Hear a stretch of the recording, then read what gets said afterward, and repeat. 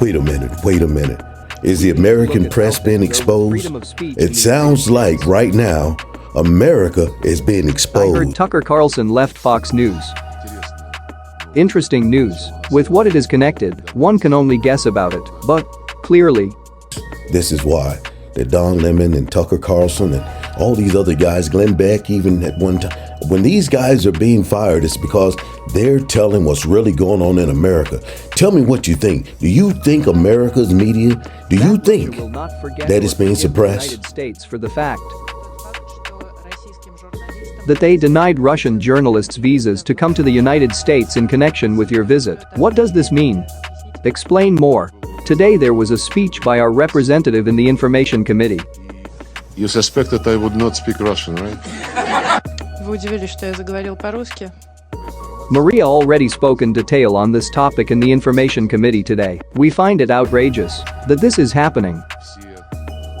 All the incantations about freedom of the press and access to information that were spoken by Western leaders, including the United States, of course.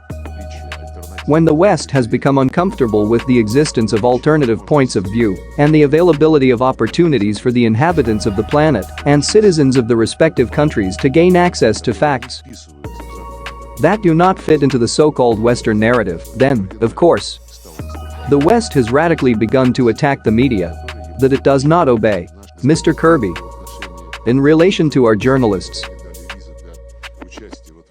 whom they did not give visas to participate in this part of our chairmanship, he also said that Russian journalists are propagandists who have nothing to do with the American and with the so-called democratic vision of freedom of speech. Well, after all, there is the First Amendment to the US Constitution, which turns out to mean nothing in practice, and, perhaps, When we go through and we look at the First Amendment, it guarantees our freedom of religion. And also, it says that we also have freedom of speech and of the press and the right of the people to do what? To peacefully assemble. And right now, there is a systematic system designed to keep everyone apart. And not only that, folks, to bring in one world order. These people want to rule everything from Brussels, not understanding that there's a new order and they are not part of the new world order. as for our responses, we will definitely keep in mind such dishonorable behavior of the American leadership, the State Department. As I understand it, this decision was made there, and we will take this into account when the Americans need something from us. You talked about the events of yesterday and the events of a year ago. You spoke about the inadmissibility of NATO expansion, but because of the war, Finland and Sweden became members of NATO. The NATO Secretary General supports Ukraine's membership. Tell me, was it a miscalculation? And, in your opinion, what are the reasons for the war now? If NATO's border with Russia has doubled, NATO was not going to stop, and if you look at the development of events in recent years, the process of merging the European Union and NATO in military affairs was going on in the most active way. They recently signed a declaration under which the European Union essentially delegated to NATO the responsibility for ensuring the security of all its members and guaranteed the provision of the territory of the countries of the European Union, which are not members of NATO, for the needs of the North Atlantic Alliance. And Sweden and Finland were at the forefront of this interaction, increasingly participating in NATO military exercises and other events that were designed to synchronize the military programs of NATO and neutral states. So, here, you understand, this is such a beautiful figure of speech that Russia did not want to allow NATO expansion. Firstly, it was not we who did not want this so much. We believed that it was necessary to prevent it. They just promised it to us several times. But still, they lied. Now everyone already knows this. How they later lied about the Minsk agreements and much more. And then, without blushing, they admitted it. The thesis that Russia tried to prevent the expansion of NATO, but in the end it accelerated it.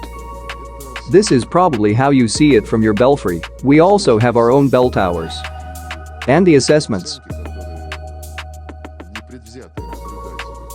that unbiased observers and political scientists make in the Russian Federation and abroad are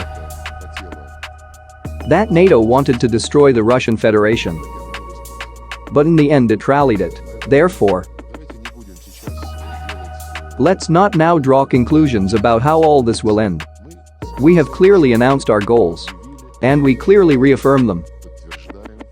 Including yesterday, we reaffirmed them with our speech in the UN Security Council. What are the Americans up to? I read materials in the local press, analysts. I communicate with some old friends from among the political scientists. They are more wondering what will happen next. We have made our goals very clear and honest. But what is the goal of the United States? NATO and the European Union pumping up Ukraine with weapons? Now there is this ridiculous theory, like, let the West now provide Ukraine with a successful counteroffensive, and then the West will ask Ukraine and Zelensky to start negotiations. Well, this is some kind of schizophrenic logic. We want no threats to our security to come from the territory of Ukraine. These threats have accumulated there for many years, especially after the February 2014 coup, and we also want people who consider themselves involved in the Russian language, in Russian culture, in the religion that they have always professed through the Ukrainian Orthodox Church, so that these people are not discriminated against, that they are not subjected to persecution, and that they are not subjected to the threat of extermination. Zelensky has such a figure. His advisor and assistant, Podolyak is his last name. He declared that they would take Crimea and that they would exterminate everything Russian in Crimea. Is this what the US supports? When Stoltenberg, Ursula von der Leyen, American leaders say that they cannot but support Ukraine because Ukraine is fighting for their values and for democracy. Is this what democracy is about? America, you got to understand that all these nations are surrounding us right now. The petrodollar is about to fail. All the banks, there's 70 banks that have fallen and no one is talking about it. And right now, there's so much going on and people been distracted with Donald Trump, with some prostitute who gives a damn, and everybody's been distracted by all these things that don't mean anything, and they can't see that there's a media propaganda going on to keep you blind to what's really going on in the world. We gotta wake up, and we gotta wake up now. Everyone's attention to what is happening with the national minorities in Ukraine, especially with the Russian national minority. Laws have been adopted there banning education in languages other than Ukrainian, although they made an exception for the languages of the European Union. This once again emphasized the focus of this entire campaign against Russian culture.